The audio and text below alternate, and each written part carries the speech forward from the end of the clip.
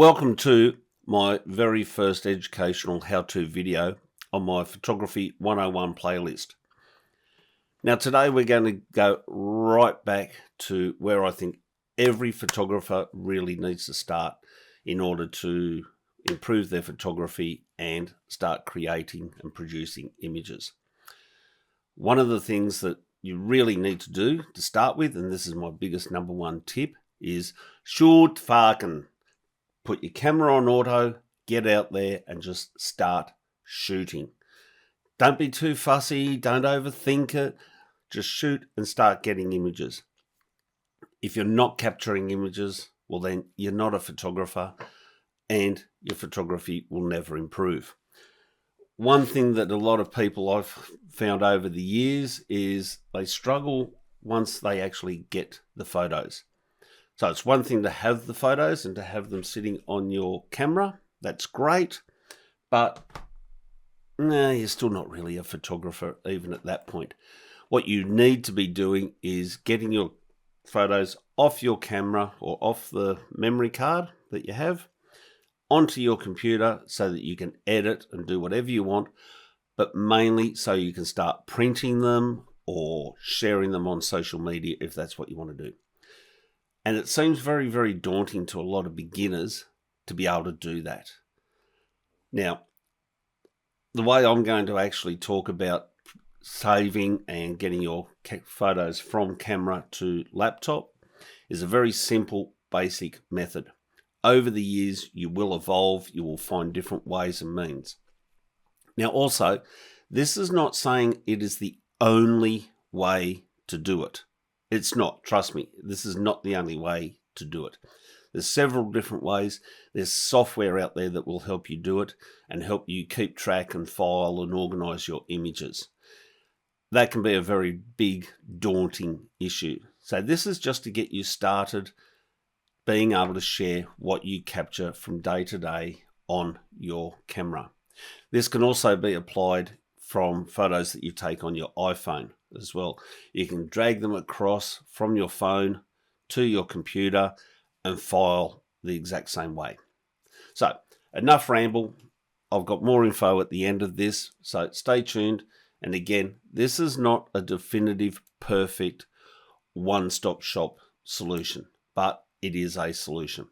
So the first thing you need to be doing is actually getting out there, as I say, and taking photos. Start shooting. And we will shoot anything from Uncle Bob's 80th birthday to the kids' sport to family holidays, engagements, weddings, christenings, birthday parties, funerals, mates' sports, or it's a never-ending list of what we can photograph.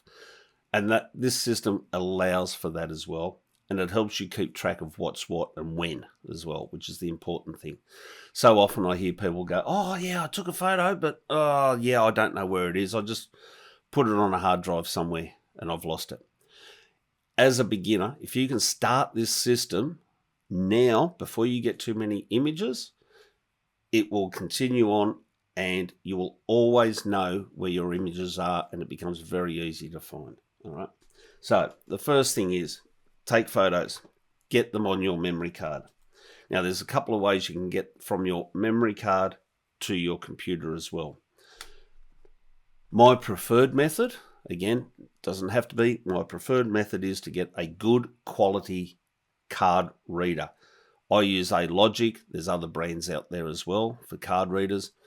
I've found the cheaper ones, they break. They are very slow transferring images. So if you've been away on a holiday and you've snapped 1,000 images, you'll spend half a day waiting for that card reader to transfer over to your computer. The other way you can do it is actually to plug your camera in using USB cables. There's little catches under here, little slots there. You can plug your camera straight into your laptop.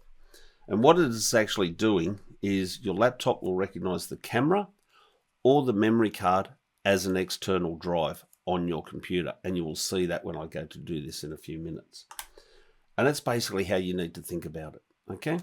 That's all we need to be doing is the card or the camera is an external hard drive, and we are transferring from that hard drive to our laptop. And in this case, we are actually cutting and pasting. Big no-no. Do not cut, and I'll explain why in a sec. We are copying and pasting from our card or laptop, card or camera, now I'm starting to get tongue-tied, to our laptop. The reason I say copy and paste is because if you lose those images or something happens, at the moment, you still have a backup because all those images are still on that memory card. If you cut and paste and you lose those images, they're no longer on the memory card. So you have that redundancy and that backup to start with. And that is one big thing you really need to get into with photography is backups, but that's another video coming. So we are going to copy and paste from our camera or card to our laptop. The next step is, where are you going to paste to? And that's where this filing system that I have comes into play. So my filing system has the analogy of the old-fashioned 4-drawer, 5-drawer, 8-drawer, multiple cabinets, filing cabinets, okay? If you think of the filing cabinet as everything to do with photography, and then we break it down from there. For those that are old enough, my vintage, a filing cabinet is the big box. Each drawer becomes each year of photography that we do. In each year's drawer, we have the suspended folders. Each suspended folder is a theme or a genre or a type of photography or events, depending on what type of photography you are or what you're photographing as to what they are, and we'll get into that. Within those suspended folders are the old-fashioned manila folders, and that's where we're going to put our photos. So let's jump across to my screen and let's get into setting this filing system up digitally on our computer. So let's go.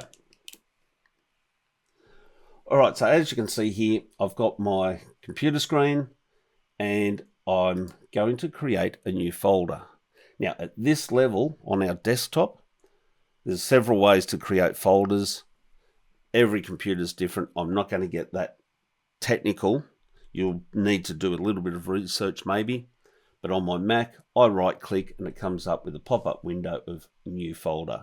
You can go up to here, up the top, to edit and file and create new file under there, new folder. So I go new folder and I'm going to name that photography. Okay. Come down here, right click on it, rename photography. Because everything that I'm now doing with photography is going to be under this folder. Okay. That's all it is. Now, under photography, I open that folder, and depending on what system you have again, you will see your folder there at the top. Now, that's our filing cabinet. So what we do now is another new folder, and this is actually going to be named 2025. Okay. If you've been doing photography for a little while and you finally found this video on how to file, you can always create another folder, 2024, and you can go back and resort all your old images. Okay, but we're up to 2025 and we're just kicking off our photography journey. So under 2025, and this is where I start to say that it comes down to what we're actually photographing and what we're photographing.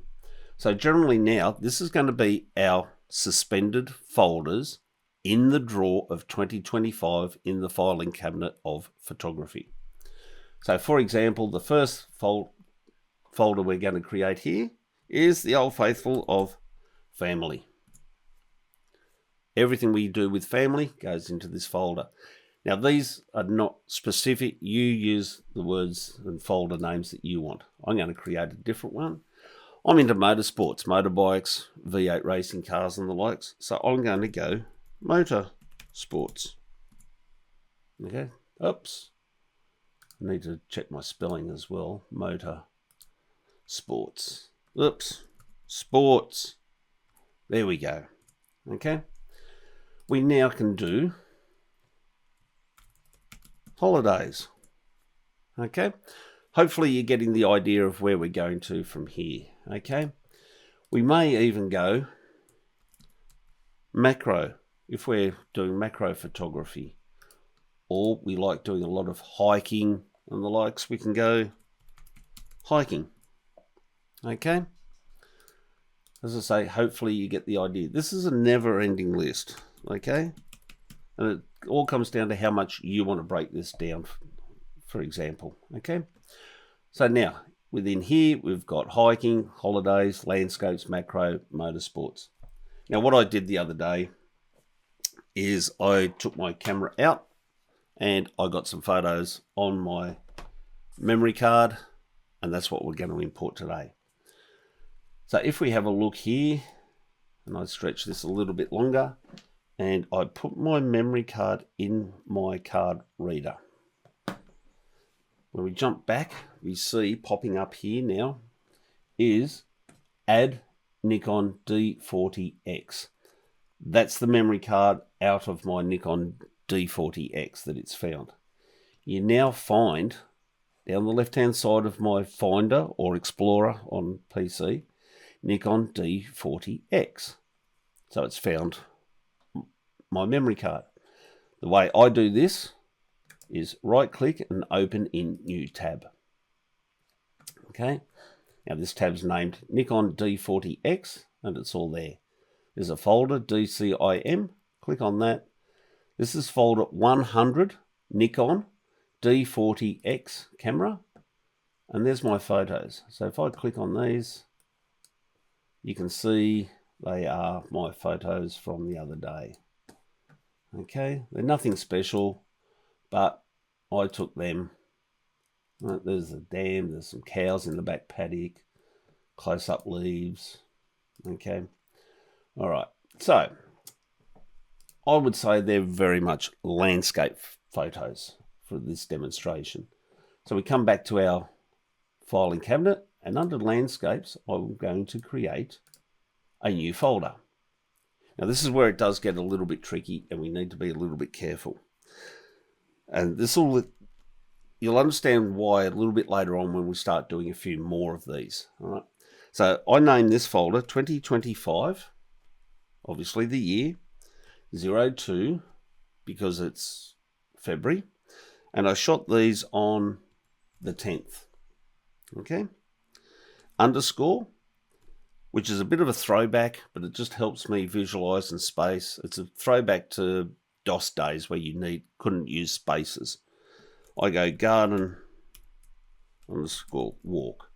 These days, the underscores aren't critical. It's just the way I do it.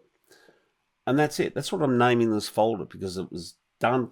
The photos were taken on the 10th of February, 2025, in the garden walk, and that's it. Says enough. Okay. I now go down another layer, and I will call this download. So this is, I need my spelling again. Where's my spell check on this? Download. And this is where I'm going to put my photos. Come back to where you have your camera open, your camera folder, right? And we will go Command A or Control A and select all those images. Okay. If we go right click, or we can go Command C to copy, we come down to copy, come back to our filing cabinet. You can see the filing cabinet here, download, and either Command V or just right click, paste 13 items. And there we go. We've now filed our images, but we still have the images on the card in the camera, okay? And I can now eject that, and that's gone. So there we have it. Under photography, 2025 landscapes, 2025 02 10, our garden walk we downloaded, and there's our images. Now the reason I put these in a separate folder of download is when we start to play and edit, I will actually create another folder called edited. And that's where I file my edited images. If I need different size, different types of images, I'll go high resolution. So I then know that they're my high quality images that I've exported or saved from editing that I'll use for printing. Okay. Again, it's a never ending list and you can use words that you want. Download some software that I use that actually uses the word ingest instead of download. Or you can do copy or saved. Again, up to you. All right. So that card's ejected. So what I want to do now is I'm going to run through this again. And this time I've got a different card. It's the same size card. These are photos I took on a different day. And you'll see how and why I name my folders this way. Okay, so let's jump back to the screen. Put my card in my card reader. And again, you will see it pop up. This time it's a Nikon D40. Different camera, but same steps again, okay? And for those that are curious, no, I don't generally shoot on Nikon D40s. These are cameras that I have actually purchased for a special project that I've got coming up.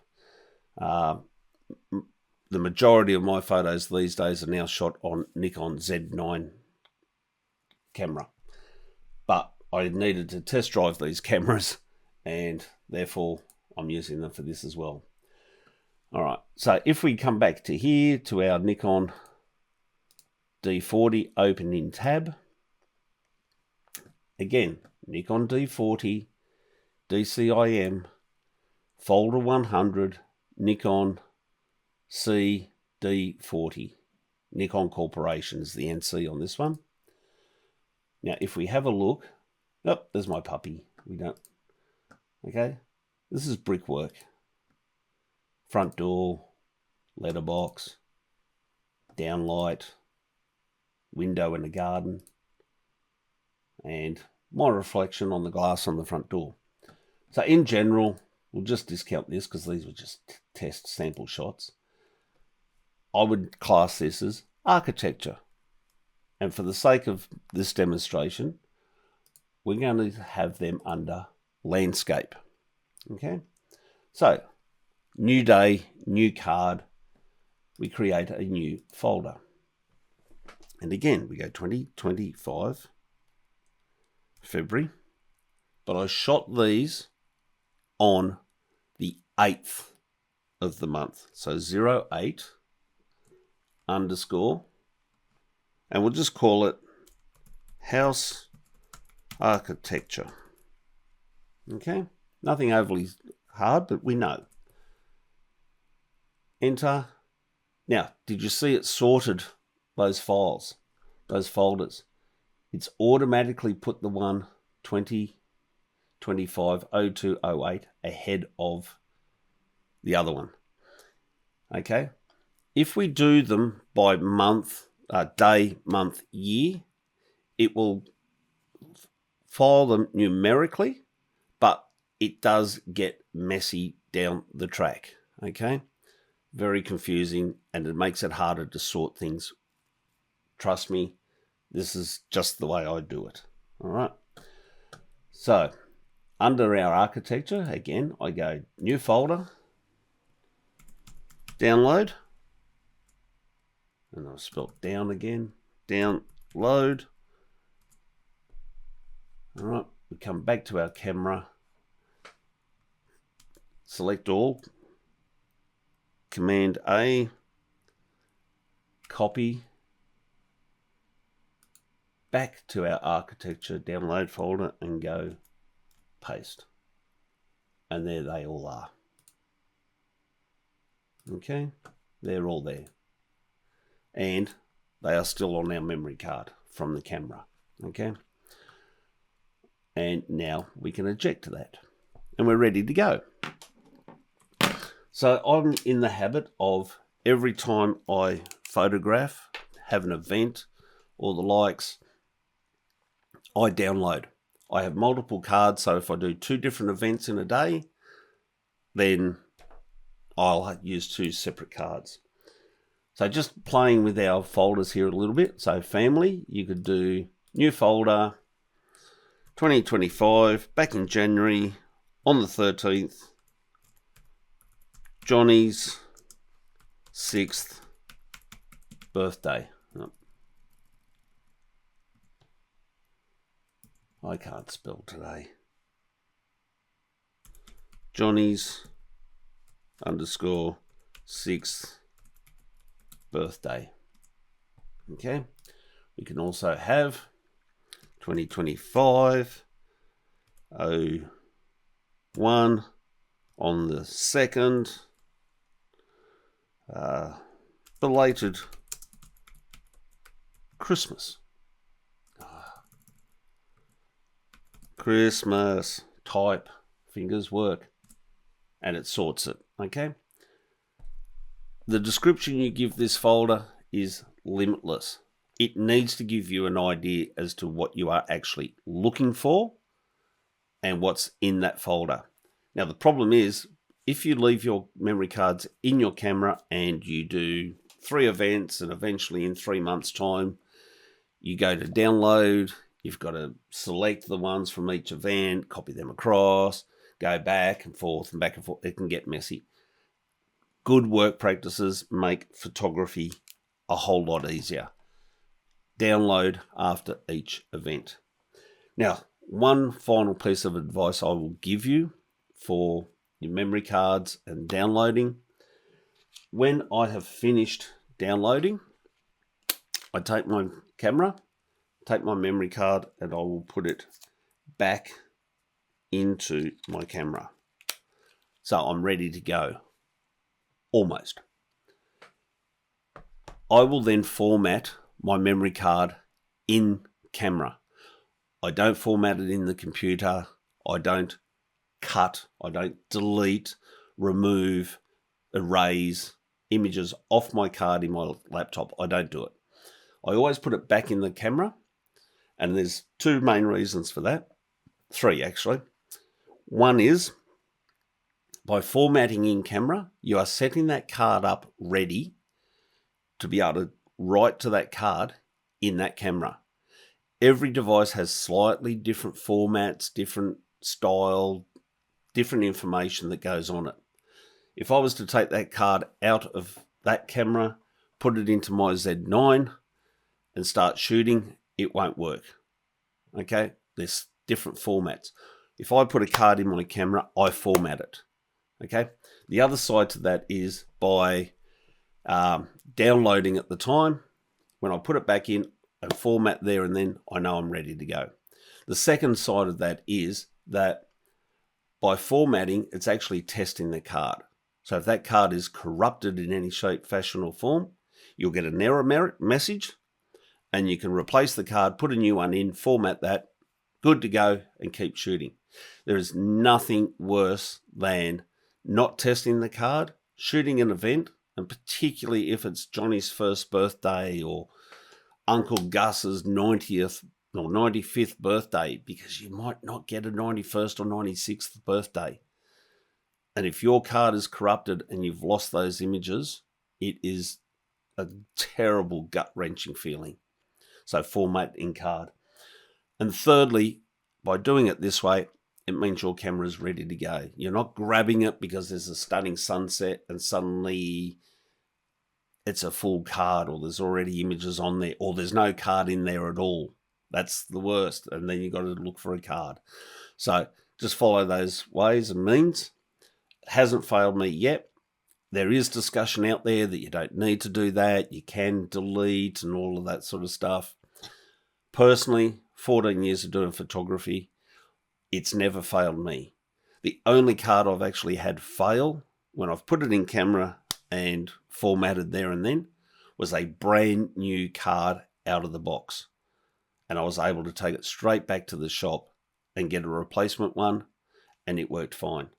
So if I actually hadn't formatted it, I would have been on location, shoot. It either wouldn't record the images or they'd be corrupted somehow, and I'd be,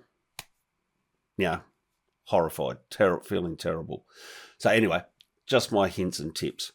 So try that filing system. As I say, it is not the be-all and end-all. Okay, it's how I started. It's how I train, obviously, and it is very much still my filing system to this day. Now, very quickly, there is software out there that will help you do this, and there are benefits to using it in that it will automatically create the folders, the folder names, the image names. It will rename the images to what you want and things like that. If you're a beginner photographer, there's Lightroom, will do it.